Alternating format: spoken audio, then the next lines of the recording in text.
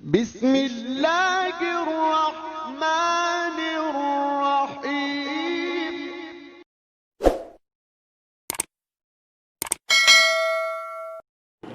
نحمده ونصلی علی رسولہ الکریم، اما بعد، اعوذ باللہ من الشیطان الرجیم، بسم اللہ الرحمن الرحیم۔ رب اشرح لی صدری ویسر لی امری واحلل عقدۃ من لسانی یفقہوا قولی۔ 2 دن ہم لوگوں نے اللہ تعالیٰ کی توحید کے 2 پہلو جو ہے وہ دیکھے۔ اللہ اپنی ذات کے لحاظ سے اکیلا ہے، واحد ہے، احد ہے، اور دوسرا پہلو جو آپ کے سامنے رکھا گیا وہ تھا کہ صفات کے لحاظ سے بھی اللہ ایک ہے، اکیلا ہے، بے مثل ہے۔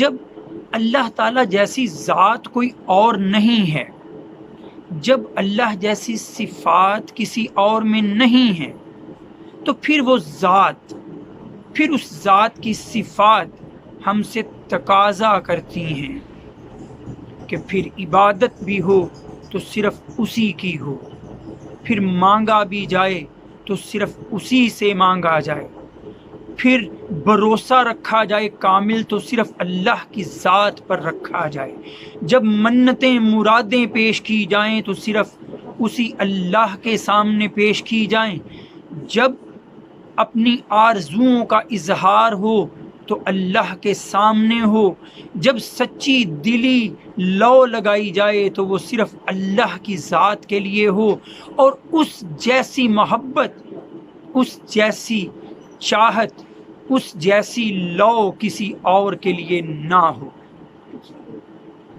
اسی کا نام ہے صفات کے تقاضوں میں توحید، عبادات میں توحید، اور آج یہی ہمارا موضوع ہے۔ جب کوئی کائنات میں زندہ یا مردہ، جاندار یا بے جان چیز اللہ کی ہمسری نہیں کر سکتی، اللہ کی برابری نہیں کر سکتی، تو پھر وہ ذات خود اعلان کر دیتی ہے، اللہ خود اعلان فرما دیتا ہے سورہ طٰہٰ میں، لا الہ الا انا فاعبدنی، نہیں ہے کوئی اور معبود تمہارا سوائے میرے، لہذا میری ہی عبادت کرو۔ پھر سورہ بقرہ کو دیکھیے، اللہ تعالیٰ فرماتے ہیں وَإِلَٰهُكُمْ إِلَٰهٌ وَاحِدٌ، معبود تمہارا ایک ہی ہے، اکیلا معبود ہے، وہی اللہ تمہارا اکیلا معبود ہے، لا الہ الا ہو، نہیں کوئی معبود سوائے اس کے۔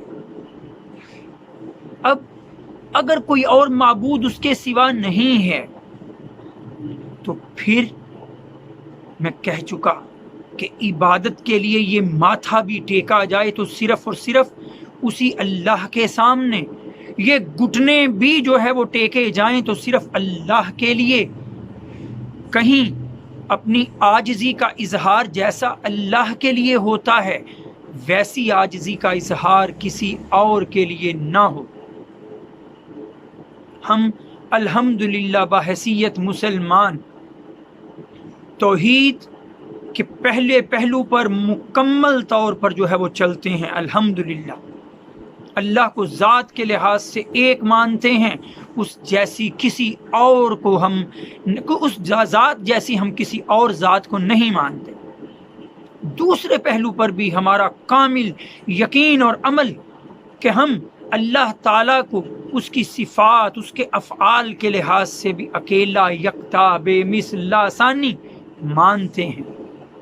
لیکن جب بات آتی ہے صفات کے تقاضوں میں توحید کی، تو یہاں کم علمی کی وجہ سے، بشری کمزوریوں کی وجہ سے ہمارے پاؤں کہیں جو ہے وہ راہ سے ہٹ بھی جاتے ہیں، کہیں ہم راہ راست پر نہیں بھی رہ پاتے۔ کبھی کسی زندہ کو یا کسی مردہ کو ہم ایسی حیثیت دے بیٹھتے ہیں جو صرف اللہ کو لائق ہے۔ یاد رکھیے انبیاء کرام اس دنیا میں سب سے افضل جو ہے وہ ہستیاں ہیں، اور ان میں حضرت محمد صلی اللہ علیہ وآلہ وسلم افضل البشر ہیں، سب سے اعلیٰ ہستی ہیں اس کائنات کی اللہ کے بعد۔ لیکن یہ سارے کے سارے انبیاء کرام حضرت محمد صلی اللہ علیہ وآلہ وسلم بھی مخلوق ہیں، اللہ ان کا خالق ہے۔ یہ رتبے میں سب انسانوں سے بڑھ کر ہیں، لیکن اللہ کا رتبہ ان سب سے بلند ہے۔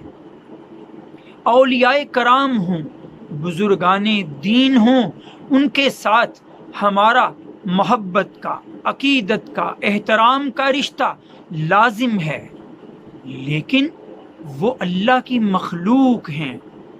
انبیاء سے، حضرت محمد صلی اللہ علیہ وآلہ وسلم سے محبت کا، اطاعت کا، اتباع کا رشتہ ہو، لیکن وہ اللہ کی مخلوق ہیں۔ کہیں ان کے ساتھ عاجزی کا اظہار، ان کے سامنے اپنی لو کا اظہار ویسا نہ ہو جائے جیسا اللہ کو لائق ہے۔ اگر ایسا ہوگا تو ہم توحید میں جو صفات کے تقاضے تھے ہم ان پر پورا نہیں اتر رہے ہوں گے۔ کوئی بت جو ہے اس کی پرستش نہیں ہونی چاہیے کہ وہ تو ہاتھوں سے بنائی ہوئی ایک مورت، ایک شکل ہے، وہ خود مخلوق ہے، خود بنائی گئی چیز ہے، وہ کسی کے لیے کیا کرے گی؟ پھر آپ دیکھیے اسی بات کا فیصلہ اللہ نے قرآن میں سورہ اسراء یعنی سورہ بنی اسرائیل میں فرما دیا، وَقَضَىٰ رَبُّكَ أَلَّا تَعْبُدُوا إِلَّا إِيَّاهُ، تیرے رب نے فیصلہ کر دیا ہے کہ تم اس کے سوا کسی کی عبادت نہیں کرو گے۔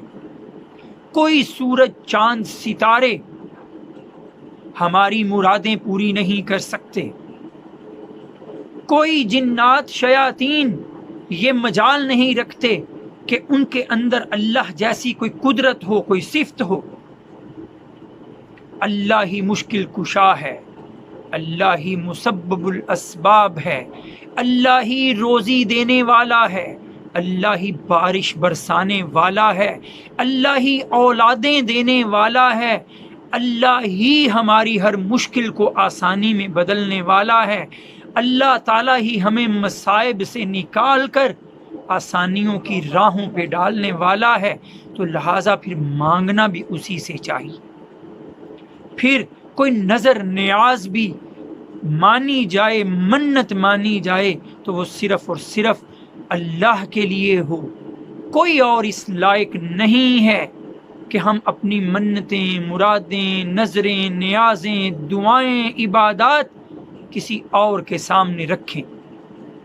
ہمیں توحید کے تقاضوں، بلکہ صفات کے تقاضوں میں توحید جو ہے اس پر گہری نظر کرنا ہے کہ یاد رکھیے گا، یہاں اگر ہم بہک گئے، یہاں اگر ہم کہیں ایسے رستے پر چل نکلے جو ہمیں شرک کی طرف لے جائے، اللہ تعالیٰ کے ساتھ کسی کو ساجے دار اور حصہ دار بنانے کی طرف لے جائے، تو یاد رکھیے یہ واحد گناہ ہے جس کی معافی نہیں ہے۔ اللہ نے اسے سب سے بڑا ظلم، سب سے بڑا گناہ قرار دیا ہے۔ قرآن مجید میں سورہ لقمان میں آتا ہے، ان الشرک لظلم عظیم، بے شک شرک سب سے بڑا گناہ ہے۔ سورہ نساء میں اللہ تعالیٰ فرماتے ہیں، ان اللہ لا یغفر ان یشرک بہ ویغفر ما دون ذلک لمن یشاء، بے شک اللہ اس بات کو معاف نہیں فرمائے گا کہ تم اس کے ساتھ کسی کو شریک ٹھہراؤ، ہاں اس کے سوا جو گناہ ہیں جسے چاہے گا بخش دے گا۔ اب فیصلہ میرے اور آپ کے ہاتھ میں ہے، ہمیں اس گناہ سے بچنا ہے یا اس گناہ کو کرنا ہے کہ جو اللہ تعالیٰ کے ہاں ناقابل معافی ہے۔ یقیناً ہم سب کا دلی جواب یہی ہوگا کہ ہم ایسے گناہ سے جہاں تک ہو سکے، جہاں تک مجھ میں آپ میں طاقت ہے دور رہیں، اسی بات کی ہمیں تمنا کرنی چاہیے اور اسی کی کوشش بھی۔ وآخر دعوانا ان الحمد للہ رب العالمین۔ السلام علیکم۔